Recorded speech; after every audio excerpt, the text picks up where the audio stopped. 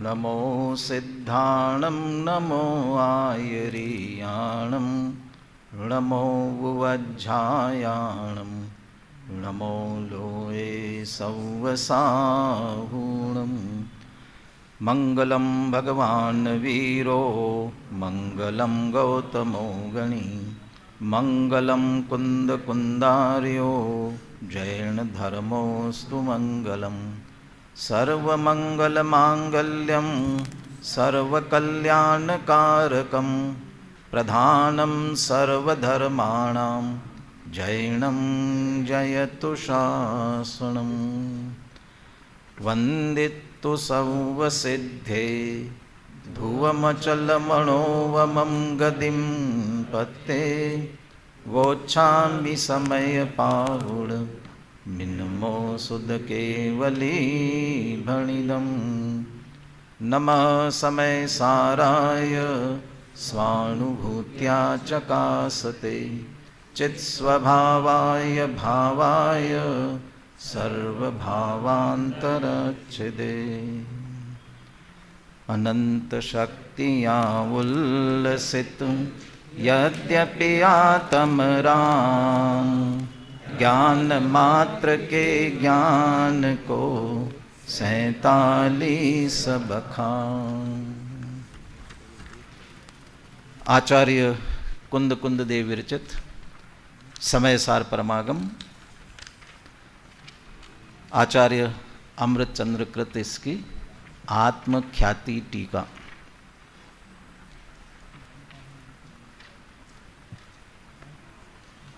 दोनों ही आचार्यों के मूल भावों को ग्रहण करते हुए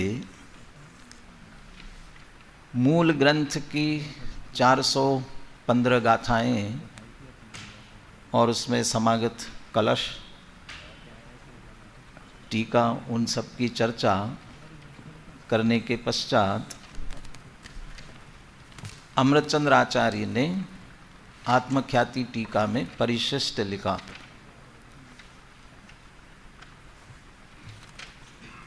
और उस परिशिष्ट में मुख्य रूप से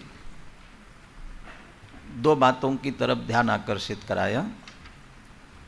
पहली बात तो संपूर्ण ग्रंथ में आत्मा को ज्ञान मात्र कहा, अकेला कहा ही नहीं, तर्क से, युक्ति से, दृष्टांतों से सिद्ध किया। दिट्ठी जहे वनानम, बहुत सारे मतलब ज्ञान है, इसके अतिरिक्त और कुछ नहीं। तब फिर स्वयं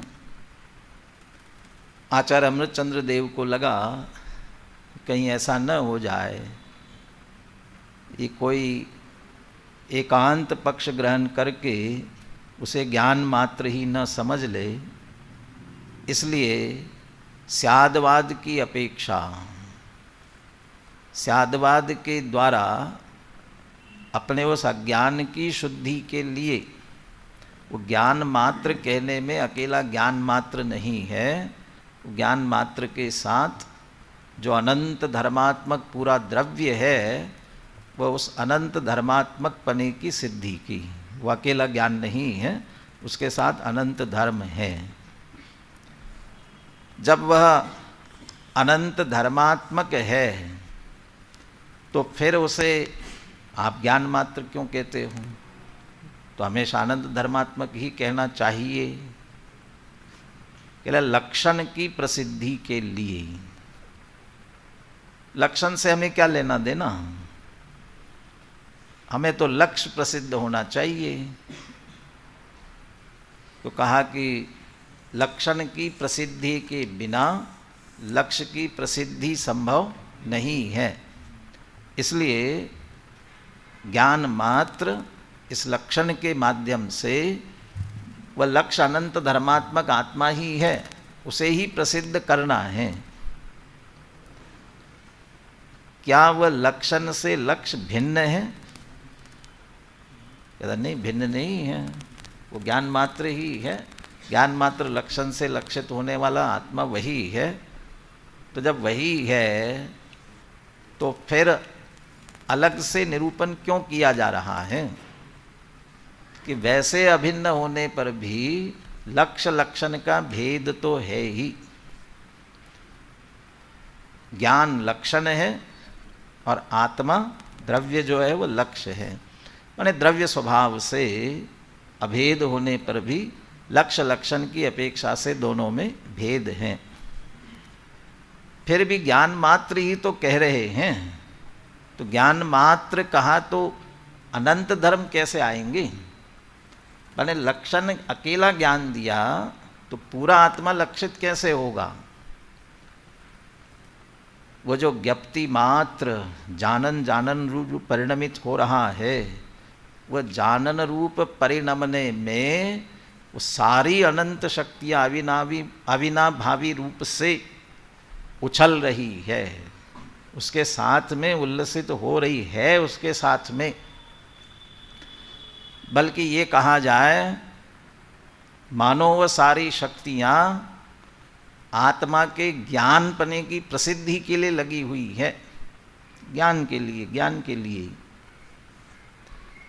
लोक में भी जिस वस्तु की जिससे प्रसिद्धि है ना, वो ऐसी ही प्रसिद्धि नहीं है, वह उस वस्तु का वह अति विशिष्ट गुण है।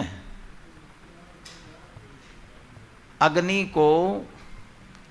को यद्यपि ताप और प्रकाश दोनों साथ साथ होते हैं, दोनों हैं उसमें, लेकिन अग्नि शब्द का उपयोग, अग्नि शब्द से क्या मुख्य रूप से हम ग्रहण करते हैं? प्रकाश ग्रहण करते हैं कि उष्णता ग्रहण करते हैं? प्रकाश है, लेकिन प्रकाश की मुख्यता नहीं है, उष्णता की मुख्यता अग्नि के लिए। इसलिए वह अग्नि कहते ही उष्णता ख्याल में आती है। और ऐसा लगता है अग्नि में जितने धर्म, जितने गुण, जितनी शक्तियां हैं, मानो उसकी उष्णता को प्रसिद्ध करने के लिए लगी हुई है। उष्णता क्यों उष्णता प्रसिद्ध करने के लिए लगी है? कल्पना करो अग्नि में बाकी एक कम अनंत गुण है, एक कम अनंत गुण। कौन सा कम? उष्णता।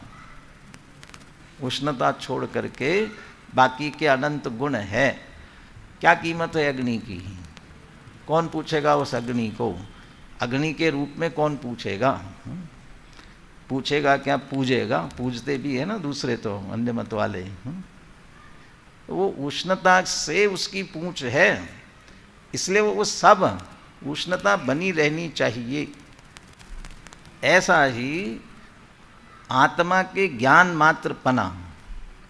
अभी तो ये इसमें जो चर्चा ली गई है ना, ये ज्ञान मात्र भाव पने में अनंत शक्तियाँ उछल रही है कि एक वाक्य मैंने पढ़ा कि वे उसे ज्ञान मात्र प्रसिद्ध करने वाली, ज्ञान मात्रता को सिद्ध करने वाली, ज्ञान मात्र की प्रसिद्धि की कारणभूत, माने ये 47 शक्तियाँ भी ज्ञान मात्र में उछल रही है, लेकिन आत्मा को ज्ञान मात्र सिद्ध करने वाली हैं। अभी क्रमशः चर्चा करेंगे आगे। बहुत सारी शक्तियाँ ज्ञान से ही घटित की है, ज्ञान पर ही घटित की है, ज्ञान की विशेषता को ही स्पष्ट करने वाली हैं। प्रारंभ की तो बहुत सारी शक्तियाँ हैं। अब प्रारंभ की शक्तियाँ ही क्या, आगे चल करके अकर्ता, माने ज्ञाता, अभोक्ता, अकर्तृत्व शक्ति, अभोक्तृत्व शक्ति, माने वो अकर्तृत्व, बात अकर्तापनी की कर रहे हैं, लेकिन जोड़ेंगे ज्ञायक भाव मात्र, माने ज्ञान मात्र भाव पने के अलावा कुछ नहीं करता। ऐसा मत समझना अकर्ता है तो ज्ञान नहीं करता होगा। अभोक्ता, वो ज्ञान मात्र पने को छोड़कर बाकी सबका अभोक्ता है। यानी वो ज्ञान का भोक्ता तो है, माने वो ज्ञान जुड़ता हुआ चलेगा सब में। भाव शक्ति सहज ज्ञान मात्र होने रूप है, बाकी नहीं, लेकिन वो सहज होने, इसलिए सब में ज्ञान की प्रसिद्धि इसमें मुख्य रूप से ली गई है। तो जो भले ही ज्ञान मात्र लक्षण की अपेक्षा से द्रव्य को पहचानने के लिए कहा गया हो, तो भी उसमें अविनाभावी, अविनाभावी मतलब अविनाभावी, दो विवक्षा इसमें लेना चाहता हूँ मैं। अविनाभावी पने में, एक अविनाभावी में कहते उसके बिना न हो, उसके बिना, अविना उसके बिना जो नहीं होती है, उसके साथ ही होती है। तो ज्ञान मात्र पने के साथ जो है, लेकिन साथ में अविनाभावी पने में वो अविनाभावी पना ऐसा है कि वो है तो दूसरा है, वो हेतु साध्या विना भावित्वेन निश्चितो हेतु, वो जो आपका हेतु का लक्षण है न्याय शास्त्र में, हेतु किसे कहते हैं? साध्य के साथ जिसका अविनाभावी, और उसका ऐसा अविनाभावीपना होता है कि उसके बिना वह होता ही नहीं है, वह है तो वह निश्चित रूप से है ही, तो तभी तो अविनाभावीपना है। यदि सूर्य उदित हुआ है, मात्र अभी सहज प्रकाश आया है थोड़ा सा, तो थोड़ी ही देर बाद प्रताप भी आने वाला है, उष्णता भी आने वाली है। ठंड के दिनों में रात्रि में कहीं जा रहे हो और जैसे ही थोड़ा बहुत सर्दी है रात्रि में, बहुत थोड़ा सा उजाला आते ही अब सर्दी कम हो जाएगी, तो उजाला आ रहा है, सर्दी कैसे कम होगी? प्रकाश आ रहा है, उजाला आ रहा है, इसलिए नहीं आए। क्यों कि प्रकाश आ रहा है, इसका मतलब सूर्य उदित हुआ है, और वो सूर्य के प्रकाश के साथ प्रताप अविनाभावी है। सम्यक साथे ज्ञान होए पे भिन्न अराधो, लक्षण श्रद्धा जान दुह में भेद अबाधो। उदाहरण दिया ना उसमें, क्या दीपक और प्रकाश का दिया, उसमें दीपक और प्रकाश का, प्रताप और प्रकाश समझ लीजिए। वो प्रकाश से प्रताप का निर्णय हम कर सकते हैं। कैसे कैसे एक साथ होने वालों को सहभावी अविनाभाव, दोनों जो एक साथ होते हैं, ऐसे उदाहरण बनाए ना। ये दीवाल है ना, ये दीवाल का उस तरफ का भाग निश्चित रूप से है, उधर का भाग हम बैठे बैठे यहाँ कह सकते हैं बिल्कुल पक्का, बिना देखे। ये कैसे कह सकते हो? संस्कृत अर्वाक भाग दर्शनात्, दूसरा क्या दिया उसके लिए साध्य में, ये तो हेतु हुआ। अर्वाक भाग दर्शनात्, इधर का भाग हमको दिख रहा है ना, इसका मतलब उधर का भाव है निश्चित रूप से, दूसरा उस तरफ का। क्यों है? ये है तो वह है ना, इसके बिना वो नहीं हो सकता और उसके बिना ये नहीं हो सकता। ऐसे ज्ञान मात्र के साथ अविनाभावी, यानी ज्ञान है तो अकेला ज्ञान हो ही नहीं सकता है, वो अनंत गुण निश्चित रूप से हैं। अब ऐसा तो आप नहीं कह सकते हो अनंत गुण है तो ज्ञान भी निश्चित रूप से है, ऐसा तो नहीं कह सकते हो ना। क्यों नहीं कह सकते हो?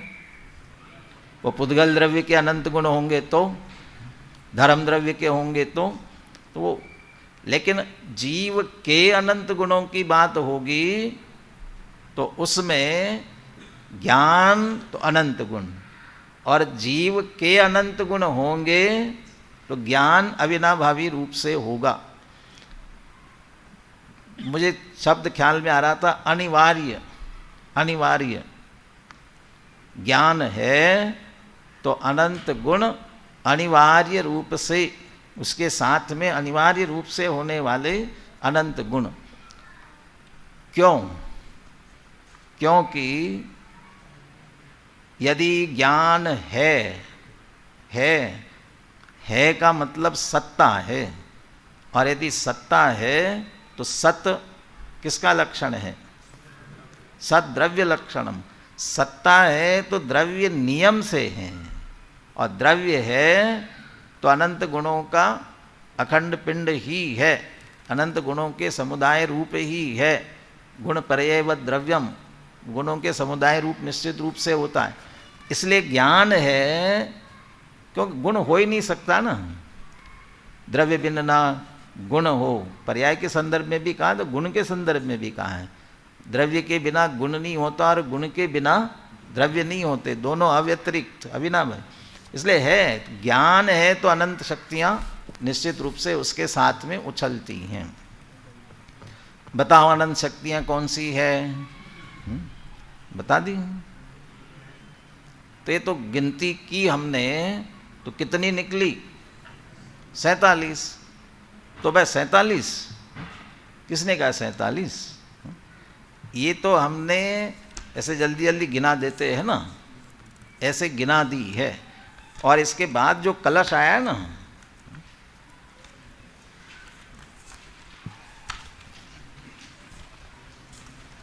पेज नंबर 604 है। इत्यादनेक निज शक्ति सुनिर्भरोपि यो ज्ञान मात्र मयतां न जहाति भाव एवं क्रम विवर्ति विचित्र चित्रम विवर्त चित्रम तद्द्रव्य पर्ययमयं चिदिहास्ति वस्तु। तुमने गिनाना प्रारंभ किया था, इत्यादि तो आदि, चलो ये क्या है? आदि है। आदि माने शुरुआत है, तो हमने शुरुआत की है, तो हमने शुरू की। बैठे बैठे करना है कुछ काम, तो क्या करो? चलो शुरू करो, अंताक्षरी लेकर प्रभु का नाम। तो मैंने बोल दिया, अब तो शुरू करो ना। तो क्या करोगे शुरू? तो अगला बोलेगा, फिर उसके बाद अगला, फिर उसके बाद अगला। अच्छा, अंताक्षरी कब पूरी होती है? अंताक्षरी कब? वो हार जाते हो अलग बात है, लेकिन एक दूसरा दूसरा दूसरा चलता रहता है ना। अरे अमृतचंद्र आचार्य कह रहे हमने प्रारंभ कर दी, अंत नहीं किया है, आदि है। इत्यादि तो चलो, कहाँ तक चले? गुरुदेव कभी कभी कितने धर्म, कितनी शक्तियाँ, कितने गुण है, अनंत अनंत अनंत अनंत अनंत अनंत अनंत। अनंत को भी ऐसा बोलते, अनंत अनंत अनंत। कितने अनंत? कैसे बताएं कितने अनंत? क्यों अनंत है ना, गिनने का तो प्रश्न ही नहीं है। केवली भगवान ने पूरा जाना कि नहीं जाना? केवली भगवान ने पूरे जाने कि नहीं जाने? जाने तो हो गए ना, पूरे जान लिए तो अंत आ गया ना। अरे अनंत को अनंत रूप से जान लिया, अनंत है, उस रूप में जाना है, इसलिए वे अनंत ही है। और इनमें से कुछ उसकी सिद्धि करने वाले, उसके स्वरूप को व्यक्त करने वाले ऐसे उन विशिष्ट शक्तियों की चर्चा इसमें करेंगे। हम ही इसके अतिरिक्त भी और शक्तियाँ लेंगे तो और भी अतिरिक्त शक्तियाँ ऐसी आ सकती हैं। अब इसी में जैसे सामान्य गुण वाले जितने गुण हैं, तो उन सामान्य गुण वाले जितने गुण हैं उन सब को हम शक्ति शब्द से ही तो कहते हैं। अस्तित्व गुण किसे कहते हैं? जिस शक्ति के कारण द्रव्य का कभी नाश नहीं होता, तो अस्तित्व गुण, अस्तित्व शक्ति के रूप में कह सकते हैं। तो ऐसी और शक्तियाँ, इसमें एक दादा के अभी अनुशीलन में आगे जो अभी चर्चा कर रहे हैं, उस चर्चा के संदर्भ में बात करते हुए एक शक्ति को याद किया है, प्रमेयत्व शक्ति। तो 47 में है क्या? नहीं है। तो प्रमेयत्व शक्ति वो सामान्य गुणों में है, प्रमेयत्व शक्ति सामान्य गुणों के रूप में। तो प्रमेयत्व शक्ति को याद किया। तो ऐसी और शक्तियाँ भी हो सकती हैं। आप भी तो मना कहाँ किया अमृतचंद्र आचार्य ने कि मैंने लिख दी, इतनी ही है इत्यादि कह रहे हैं ना। तो आप जोड़ते जाइए, विचार करते जाइए। बस दो बातें ध्यान रखना कि एक, आगम वस्तु का स्वरूप और प्रयोजन से विरुद्ध नहीं होना चाहिए। हमारे प्रयोजन भी सिद्ध हो सके, जिनका विचार करने से भेद विज्ञान का प्रयोजन है, अध्यात्म का प्रयोजन है, आत्मा की प्रसिद्धि का प्रयोजन है, आत्मा की महिमा का प्रयोजन, ऐसे और विचार करके निकाल लो। और आगम से, आगम में नहीं कहा और आप जबरदस्ती ही कहने लग जाओ तो आगम से विरुद्ध भी नहीं होना चाहिए। वस्तु स्वरूप से विरुद्ध तो होने, वस्तु स्वरूप से विरुद्ध होगा तो उसका गुण या धर्म या शक्ति होगी कैसे उसकी। तो और भी हम विचार कर सकते हैं। एक एक शक्ति पर विचार करने से पहले आदरणीय दादा ने कुछ बातें ध्यान रखने योग्य इन शक्तियों के संदर्भ में उनका स्पष्टीकरण किया है। तीन बातें विशेष रूप से उल्लेखित की है। कहाँ भी कि सबसे पहली बात ये है, दूसरी बात ये है, तीसरी बात ये है, ऐसा कहते हुए इनकी चर्चा की है। उनकी थोड़ी अपन संक्षेप में चर्चा करते हैं। पहली बात, ये सभी शक्तियाँ पारिणामिक भाव रूप है। कैसी है? पारिणामिक भाव रूप है। क्या मतलब पारिणामिक भाव रूप है का मतलब? पारिणामिक भाव रूप है का मतलब क्या? पारिणामिक भाव कहाँ शब्द आता है? 5 भावों में आता है ना। कौन कौन से 5 भाव? औदयिक, औपशमिक, क्षायोपशमिक, क्षायिक और पारिणामिक। क्रम आगे पीछे हो गया हो, तत्वार सूत्र से मिला लेना। ये जो 5 भाव है, इनमें से कहते पारिणामिक भाव रूप है। तो पारिणामिक भाव रूप है तो औदयिक आदि भाव रूप नहीं है। क्यों नहीं है औदयिक आदि भाव रूप? क्योंकि औदयिक आदि बाकी के 4 भाव है, वे चारों भाव औपादिक भाव है। चारों भाव औपादिक भाव है। नहीं, चारों भाव औपादिक नहीं हो सकते हैं। औदयिक भाव ही औपादिक भाव है। हाँ, एक विवक्षा है, वह अकेले औदयिक भावों को औपादिक भाव कहा है, ये भी विवक्षा है। लेकिन वहाँ विवक्षा है विकारी भाव की, विभाव भाव की, विपरीत भावों की। उसकी अपेक्षा उन्हें औपादिक भाव कहा। परंतु जो क्षायिक भाव भी है, क्षायोपशमिक और औपशमिक भाव भी है, वह भी औपादिक है। क्योंकि उनमें भी कर्म की तत्संबंधी उपाधि लगी है। यदि वह विकारी भाव राग द्वेष का परिणाम, मोह राग द्वेष का कर्म के उदय से हुआ है तत्संबंधी, इसलिए औदयिक है, तो केवल ज्ञानादि क्षायिक भाव भी तत्संबंधी ज्ञानावरणादि के क्षय की उपाधि से हुआ है। इतना औपाधिकपना उसके साथ में, इतनी उपाधि तो लगी ना, उस अपेक्षा वो औपाधिक हैं। परंतु पारिणामिक भाव कैसा है? पारिणामिक भाव में कर्म के उदय की बात तो दूर रहो, लेकिन उसके उपशम, क्षय, क्षयोपशम की भी उसे जरूरत नहीं है। क्यों?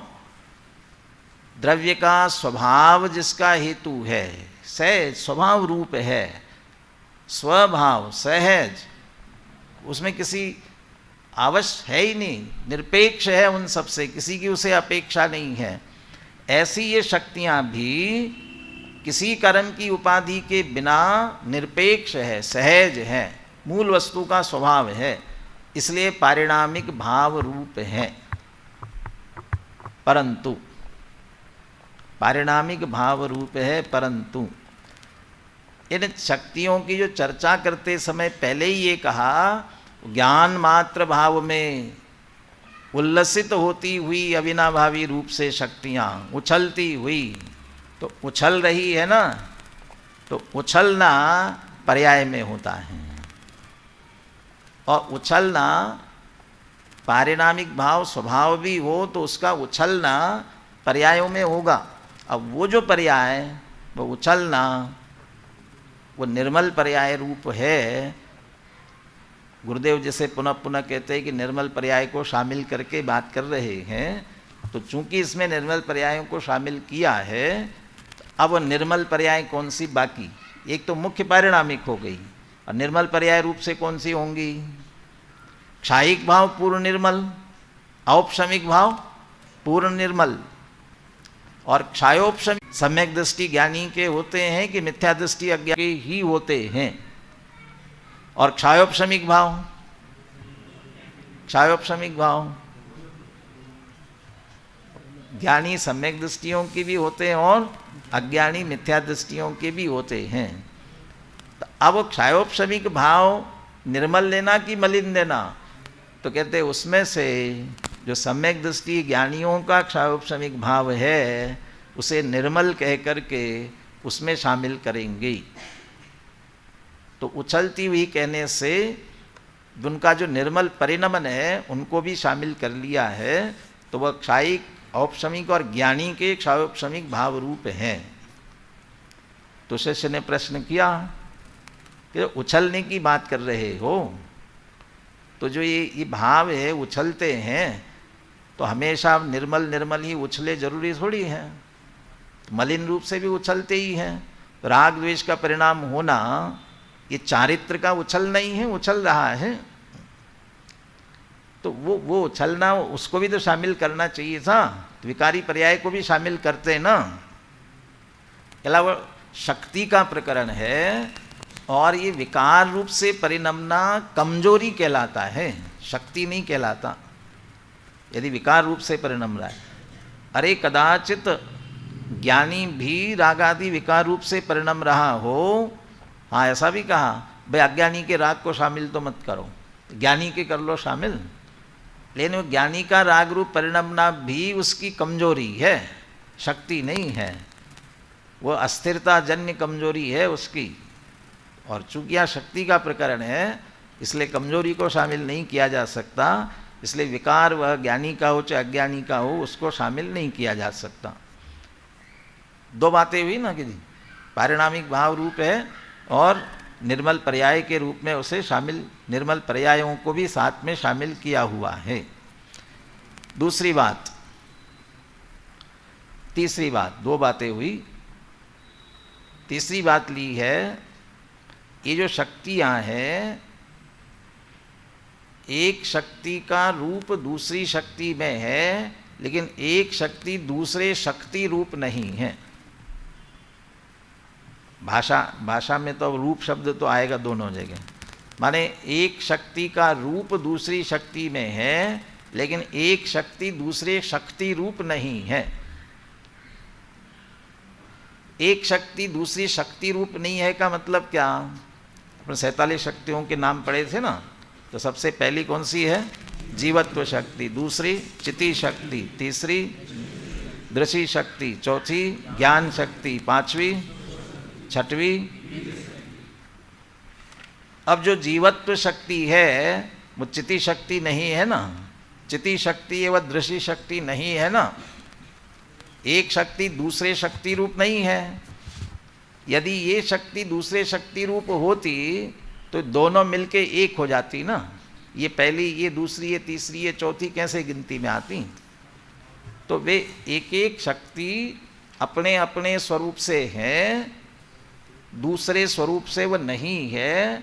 अपने अपने लक्षण भाव जिसका है उस रूप है, दूसरे रूप नहीं। जीवत्व शक्ति रूप है, चिति शक्ति रूप नहीं है। चिति शक्ति रूप है, जीवत्व शक्ति रूप नहीं है। ऐसी प्रत्येक शक्ति अपने अपने स्वरूप से है, अन्य शक्ति रूप नहीं है। यदि एक दूसरे रूप हो जाए तो फिर अनंत की गिनती नहीं हो सकती, अनंत की गिनती नहीं होती है। जैसे धर्म के 10 लक्षण में से क्षमावाणी के निबंध में एक उदाहरण दिया। किसी ने प्रतिज्ञा की थी कि 100 अपराध होने तक माफ करेंगे, लेकिन उसके बाद माफ नहीं करेंगे, 100 अपराध माफ कर देंगे। तो पहला अपराध हुआ, माफ़ कर दिया, फिर दूसरा हुआ, माफ़ कर दिया। तो अब कहते हैं जो दूसरा हुआ आप कह रहे हो, वो दूसरा है कि पहला है? वो दूसरा अपराध दूसरा है कि पहला है? दूसरा है। तो इसका मतलब पहला भी बाकी है। नहीं, पहले को तो माफ़ कर दिया, तो माफ़ कर दिया, फिर अपराध कहाँ रहा? वो तो चला गया ना।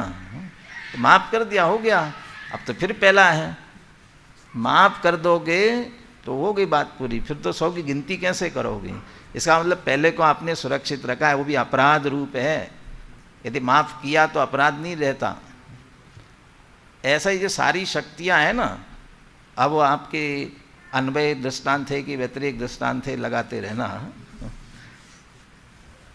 यदि ये एक शक्ति को दूसरे शक्ति रूप परस्पर स्वीकार कर लिया तो अनंत की गिनती नहीं हो सकती थी, 47 की गिनती नहीं हो सकती थी। इसलिए एक शक्ति दूसरे शक्ति रूप नहीं है, परंतु एक शक्ति का रूप दूसरी शक्ति में है। तो एक दूसरे रूप होते नहीं है तो फिर दूसरे में रूप कैसे आएगा?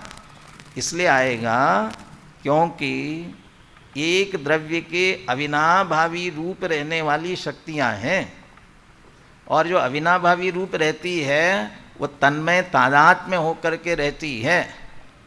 और सैद्धांतिक शब्दों में या शास्त्रीय भाषा में कहा जाए, इनमें प्रदेश भेद नहीं है। सबका प्रदेश एक एक माने वो असंख्यात प्रदेश। आत्मा के असंख्यात प्रदेश ही इन सभी शक्तियों के प्रदेश है, माने उन्हीं असंख्यात प्रदेशों में रहते हैं। एक दूसरे रूप होकर के एक दूसरे से तन्मय तादात्म्य होकर के रहते हैं। तो एक शक्ति का रूप दूसरी शक्ति में है। अभी अपन ने कहा एक शक्ति दूसरे शक्ति रूप नहीं होती, सब अलग अलग है, भिन्न भिन्न है। तो अकेली जीवत्व शक्ति निकाल लो, बाकी की शक्तियां रहने दो, ऐसा हो सकता है? अकेली ज्ञान शक्ति ले लो, बाकी की शक्तियां रहने दो, ऐसा नहीं हो सकता ना। क्योंकि तन्मय है, तादात्म्य है, एक दूसरे से बिल्कुल तन्मय है। दो शब्दों में कहे, प्रदेश भेद नहीं है, इसलिए एक शक्ति का रूप दूसरी शक्ति में है, एक दूसरे से ऐसे गुते हुए हैं, तन्मय हैं, तादात्म्य हैं, परंतु हर एक का अपना अपना लक्षण अलग अलग हैं। लक्षण अलग अलग हैं, इसलिए वे एक शक्ति दूसरे शक्ति रूप नहीं होती है। इसे दूसरी भाषा में कहते हैं जो अनंत शक्तियां हैं ये परस्पर भिन्न। ये प्रश्न किया जाए, ये अनंत शक्तियां अभेद है कि भेद है? इनमें भिन्न भिन्न है कि अभिन्न है? कले वस्तु रूप से अभिन्न है, और भिन्नता की बात करते हैं तो संज्ञा, संख्या, लक्षण, प्रयोजन, इसकी अपेक्षा से इनमें भेद है, ये कहा जाता है। तो इनकी संज्ञाएं अलग अलग है, जीवत्व है, चिति है, सब अलग अलग है, हर एक का लक्षण अलग अलग है, संख्या अलग अलग है। संख्या तभी गिनती में आती है, पहली है, दूसरी है, तीसरी है, चौथी है।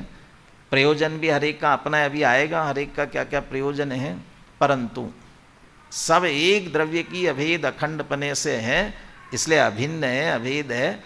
इसलिए एक शक्ति का रूप दूसरे में। अभी तो एक अपन ने अभेद तन्मयपने की बात की, अभी रूप है उसकी और व्याख्या विस्तार से की गई है। कैसे रूप है? गुरुदेव तो ये कहते हैं, हम ये कहेंगे ना, कौन कौन सी शक्ति है जीव में? कौन कौन सी शक्ति है? अरे बोलो, कौन सी है?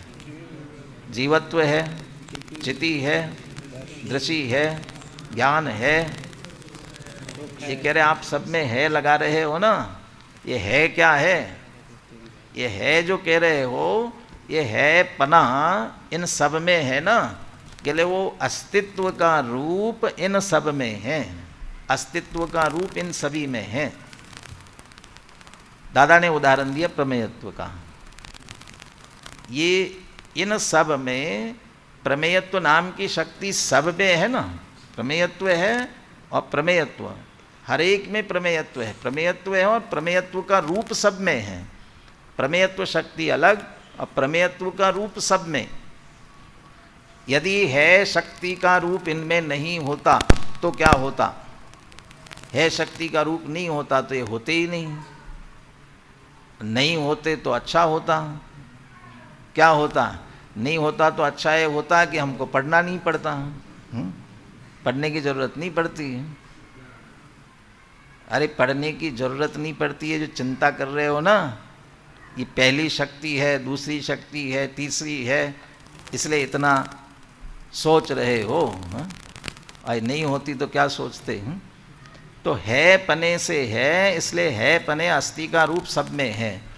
अच्छा, ये शक्तियाँ जानते हो?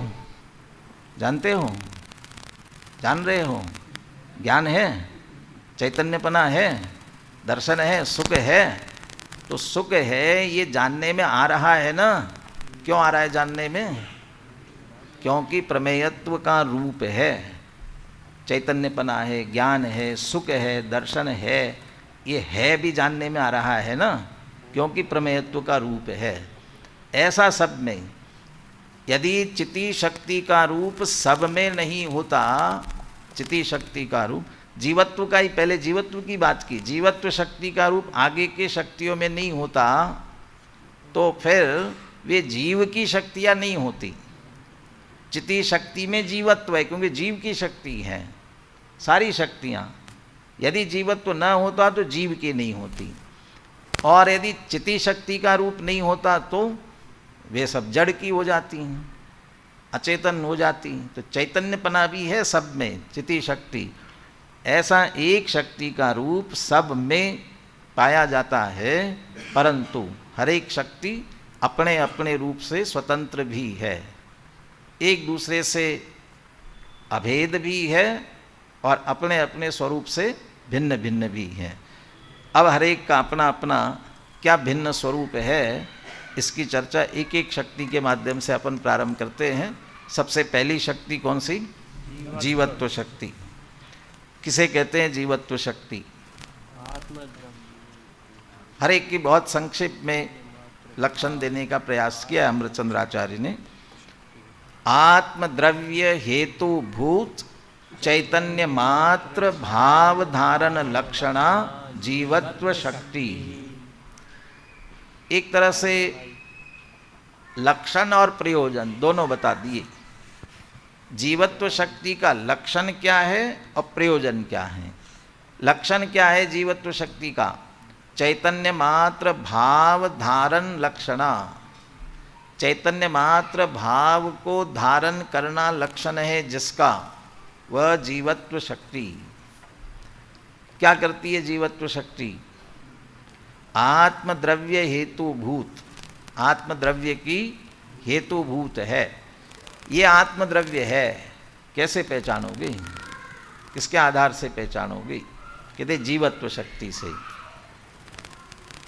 6 द्रव्यों का विभाजन, 6 द्रव्य दो में विभाजित किया, जीव और अजीव। जीवम जीवम दव्वम, जीव और अजीव। तो ये 6 द्रव्यों में कौन सा जीव द्रव्य है कि जिसमें जीवत्व शक्ति है? लक्षण की बात और आगे चिति और उससे करेंगे ही, लेकिन वो ये आत्मद्रव्य है। यदि ये जीवत्व शक्ति से निश्चित होता है, इसलिए आत्मद्रव्य की हेतुभूत और चैतन्य मात्र भाव को धारण करने वाली जीवत्व शक्ति। नहीं, जीवत्व शक्ति तो जीने से संबंधित है, जीता है, जीना है। और अन्यत्र जो जीव का लक्षण दिया वह जीने से ही दिया है। जीवती, जीविष्यति, अजी जीवत। जो जीता था, जी रहा है, जिएगा, वह जीव है। कैसे जीता था, कैसे जिएगा, कैसे जी रहा है? तो द्रव्य संग्रह में क्या दिया? आपके इसमें गाथा दी है अनुशीलन में, देखिए पेज नंबर 308। बोलिए गाथा, बोलिए।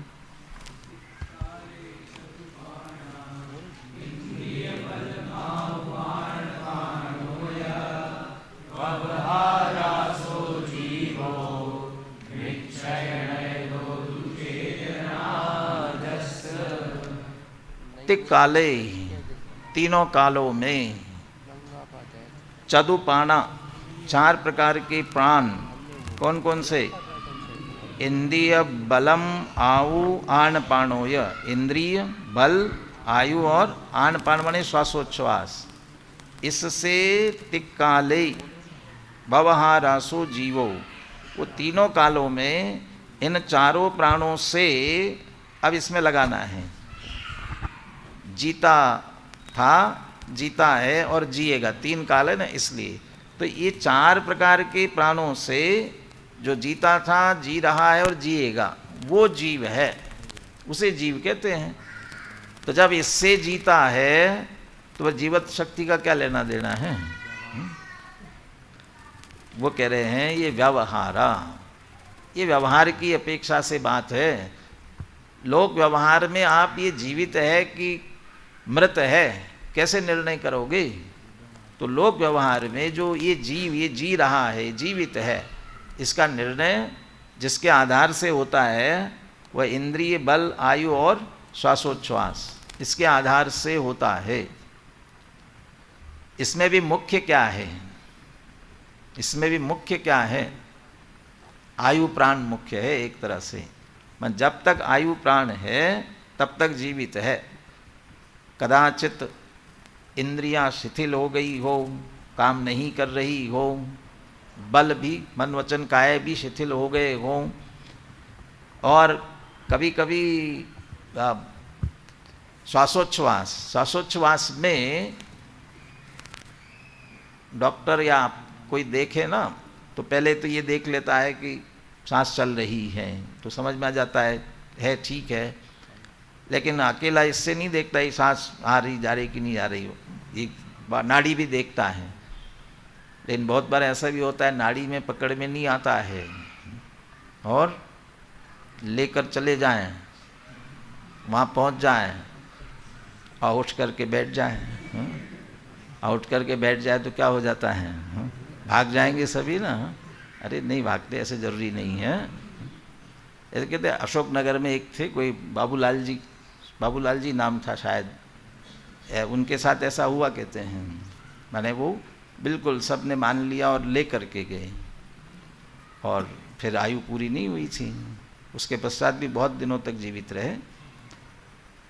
इसलिए एक इसमें एक पद्धति होती है, वहाँ जब पहुँचते हैं तो वहाँ फिर से एक बार पानी मुंह धुलाते हैं, अभी तो आवाज़ भी लगवाते हैं परिवार वालों से, ताकि आपको भी विश्वास हो, पक्का हो। माने ये कदाचित इंद्रिय बल आयु, इंद्रिय बल और श्वासोच्छ्वास, ये कदाचित आपकी पकड़ में नहीं आ रहे हैं। ऐसा नहीं है कि चालू नहीं हो, तो होंगे, आयु है तब तक वह है। लेकिन ये सब जो है ये इस देह के साथ संबंध वाला जो लौकिक जीवन कहा जाता है, जीवित है कि मृत है, वो उसकी अपेक्षा से जीवन होना, ये व्यवहार से जीव कहा जाता है, लौकिक में जीव की अपेक्षा से कहा। परंतु निश्चय नय दो दुचेदना जस, लेकिन निश्चय से तो चैतन्य प्राणों से जीता है। इसलिए क्या कह रहे? चैतन्य मात्र भाव धारण लक्षणा, चैतन्य मात्र भाव को धारण करने वाली वो जीवत्व शक्ति है। तो वास्तव में हमारा जीवन चैतन्य मात्र भाव से है। तो फिर हम चैतन्य मात्र भाव से हैं तो फिर मरेंगे नहीं ना कभी भी। चैतन्य मात्र भाव प्राण वाले हैं तो मरेंगे नहीं ना, अमर हो जाएंगे। मरना पड़ेगा, मरना पड़ेगा का मतलब ये देह का वियोग रूप तो मरण होगा, तो वो जो मरण है तो देह के वियोग वाला है, पर्याय बदलने वाला है, लेकिन जीव नष्ट नहीं होने वाला है। देह मरे पर मैं नहीं मरता, अजर अमर अविनाशी हूँ। तो मेरे ख्याल से सहजानंदी शुद्ध स्वरूपी अविनाशी, वो उसी में आगे ये एक पंक्ति ये भी आती है उसके साथ में, देह मरे पर मैं नहीं मरता, अजर अमर अविनाशी हूँ। तो ये देह का मरण है, मेरा मरण कहाँ है? क्यों कि देह छूटी है, चैतन्य मात्र भाव पना नहीं छूटा है। इसलिए चैतन्य मात्र भाव की अपेक्षा ये जीता है, जीवित रहता है। ये लक्षण व्यवहार से कहा ना, यदि इसी को लक्षण ही मान लिया जाए जीव का, कौन सा, 4 प्रकार के प्राणों से जो जीता है वह जीव है, तो फिर सिद्ध भगवान, अनंत भगवान तक भी एक बार घटित हो जाए, परंतु सिद्ध भगवान में कैसे घटित होगा? क्यों सिद्ध भगवान में न इंद्रिय है, न बल है, न आयु है, न श्वासोच्छ्वास है, तो कुछ भी नहीं है, फिर कैसे हो? इसलिए वो निश्चय जीव है, व्यवहार का जीवपना वहाँ घटित नहीं होगा। एक और बात की तरफ ध्यान आकर्षित कराया अनुशीलन में, वे हमने तो बचपन में ये पढ़ा था, जो चलता फिरता है, खाता पीता है, वो जीव होता है। चलना फिरना, खाना पीना, ये जो कर रहा है वो जीव है, और ये जो नहीं करता है वो जीव नहीं है। तो क्या वो ठीक नहीं है क्या? कहते हाँ वो ठीक है, ये प्रारंभिक अवस्था की अपेक्षा से बात है, वहाँ तो बिल्कुल स्थूल दृष्टि से समझाना है, प्रारंभिक बुद्धि वाले को समझाना है, बच्चों को समझाना है, बच्चों को ज्ञान कराना है, जीव क्या होता है, अजीव क्या होता है। तो उन्हें ये चल फिर रहा है ना, ये खा पी रहा है ना, ये जीव है, उसे ज्ञान कराने की अपेक्षा से ये कहा। लेकिन चलना फिरना और ये भी फिर सिद्ध भगवान में तो घटित होने वाला नहीं है। और जो मुनिराज बिल्कुल शांत बैठे हुए हो, तिन सुथिर मुद्रा देख उपल खाज खुजावते, ऐसे बिल्कुल ध्यानस्थ बैठे हुए हैं कि वो तो पत्थर ही है ऐसा समझकर हिरण आदि अपने खाज खुजा रहे हैं, तो इसलिए तो पत्थर ही ऐसा समझेंगे। तो वहाँ इतना ज्ञान कराना, साथ में ये भी ज्ञान करा दिया। क्यों ज्ञान कराना बच्चों को? ये कुत्ता बिल्ली ये सब दौड़ रहे हैं ना, ये जीव है, इनको तकलीफ मत दो। ये पंछी चिड़िया ये जीव है, ये उड़ रहे हैं, खा पी रहे हैं। तो ये इसका सामान्य ज्ञान करानी अपेक्षा से वो बात की गई है। दूसरी बड़ी बात, काय से हम जीते हैं? काय से जीते हैं? क्या खाने से जीते हैं? यदि खाना न मिले तो अन्नम वै प्राणाः, अन्न ही तो प्राण है हमारे, उससे जीते हैं ना। अरे मैं मान रहा था प्रभु, भोजन से जीवन चलता है, भोजन बिन भरपेट मनुज क्यों, तुम भोजन बिन अक्षय सुख में, यह समझ त्यागने हूँ आया, होकर निराश सब जग भर से अब। मैं जीवित रहने के लिए भोजन किया, कब से? बराबर करता आया, तो भोजन करता आया हूँ, तो अब मरण नहीं हो, भोजन से जीवन चलता है तो मरण नहीं होगा ना। लेकिन भरपेट मनुष्य क्यों मरता है? यदि भोजन से जीवन चलता है तो मरण होना नहीं चाहिए ना। और नहीं भोजन नहीं मिलेगा तो फिर जीवन रह नहीं सकता है। तो नरक में तो इतनी भूख लगती है, 3 लोक को नाज जो खाए मिटे न भूख, इन एक कण भी मिलता ही नहीं है, तो भोजन चल नहीं रहा है, फिर भी रहते हैं। और तुम भोजन बिना अक्षय सुख में, सिद्ध भगवान बिना भोजन के है ना। तो हमारा जीवन वास्तव में किससे चल रहा है? चैतन्य मात्र भाव प्राण धारण लक्षणा, ये चैतन्य मात्र भाव से चल रहा है हमारा जीवन, और ये हमारा असली जीवन है। इस कारण से हम जीव है, ये सांस चल रही इसलिए जीव है। एक व्यक्ति, नींद आती ना बहुत, तो नींद आती है तो प्रवचनकार कोई भी जो है ना बार बार कहता है, क्यों सो रहे हो? क्या कहता है? नहीं जग रहा हूँ। सो रहे हो कि नहीं जग रहा हूँ। तो एक बार उन्होंने पूछा कि जिंदा हो कि नहीं? अब वो क्योंकि सो रहा हो तो पूछा था कि नहीं सो रहा हूँ, अब वो पूछा जिंदा हो, जीवित हो कि नहीं। अब ऐसे ही हमारा भी तो नहीं है कि जी रहे हैं कि नहीं, तो क्यों? उससे जीवन हमारा नहीं है। हम अपने जीवन को तन उपजत अपनी उपज जान, तन नशत आपको नाशमान। ये तो जीवन और मरण शरीर की अवस्था है। हमारा जीवन तो वास्तव में चैतन्य मात्र भाव प्राण धारण करने के कारण से है, और उस चैतन्य मात्र भाव के कारण से हम आत्मा हैं। आत्मद्रव्य हेतु हम आत्मा हैं, और आत्मा न जन्म हुआ है न मरण हुआ है, वनादि अनंत है। इस जीवत्व शक्ति के द्वारा हम जीव है इसका निर्णय करें तो हमारा भेद विज्ञान और बाकी का ज्ञान दर्शन चारित्र सम्यक ज्ञान सम्यक दर्शन आदि की उत्पत्ति इसी के आधार से होने वाली है। निर्भयता आएगी, मरण का भय निरंतर रहता है ना, वो मरण का भय ये हमारा निकल जाएगा, ऐसी ये पहली जीवत्व शक्ति है। तो जीव जीव है पहचाने कैसे? अब पहचान के लक्षण के रूप में और विशेष जो आगे की शक्तियां हैं उनकी चर्चा अपन आगे क्रमशः करेंगे। नंदी शुद्ध स्वरूपी अविनाशी हूँ आत्म स्वरूप, सहजानंदी शुद्ध स्वरूपी अविनाशी हूँ आत्म स्वरूप, सहजानंदी शुद्ध स्वरूपी अविनाशी हूँ आत्म स्वरूप।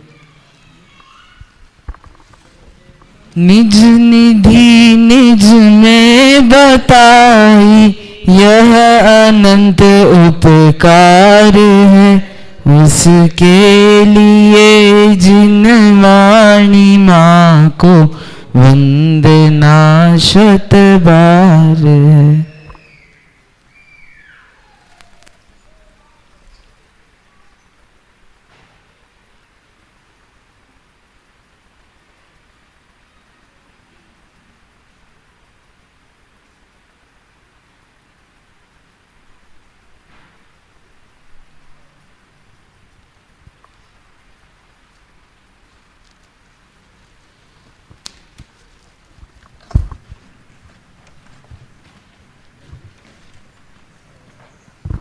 बोलिए द्वारशांग में जनवाणी माता की जय।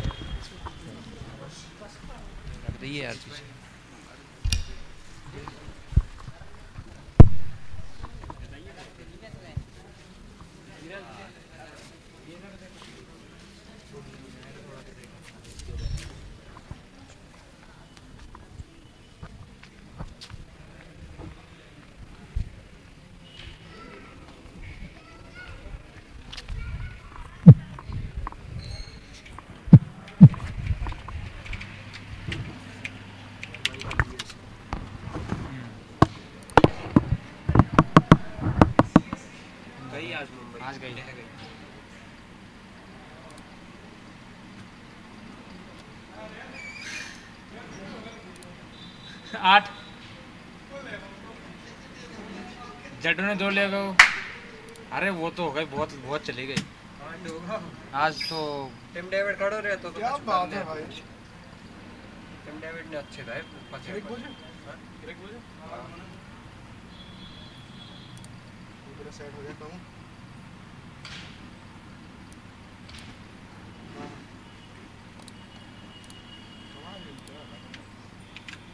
नेक्स्ट जॉन ग्रेग बोझ के रहते क्रिक बस उसमें निकाल लो गूगल पे और काम। बहुत बुरी हारी क्या है, बहुत बुरी। आधो मैच तो पावर प्ले में खत्म कर 3 लगा हुआ जडेजा, अभी फिर से गया शायद। 2 सेंटनर, नहीं 1 शाम मांगाला, हाँ 2 देश पांडे। वो तो बेटा दीपक चेहरा बाहर होगा पावर खींच गया तो ये तो पावर प्ले में ऑल आउट कर दिया। नहीं वो ठुक जाता, वो सही में बोलता ठुक जाता वो। डिवॉल्ट वो तो है, वो भी आ जाएगा भाई। मोइन अली स्टोक 2 ही बार कर दिया। अभी राइड में अंदर आऊँ ये सूर्य कुमार, ये पता इसने जो भी वो शायद कैच भी भाई, ये था कैच पे नहीं, इतने दूर था, दूर था ये दूर।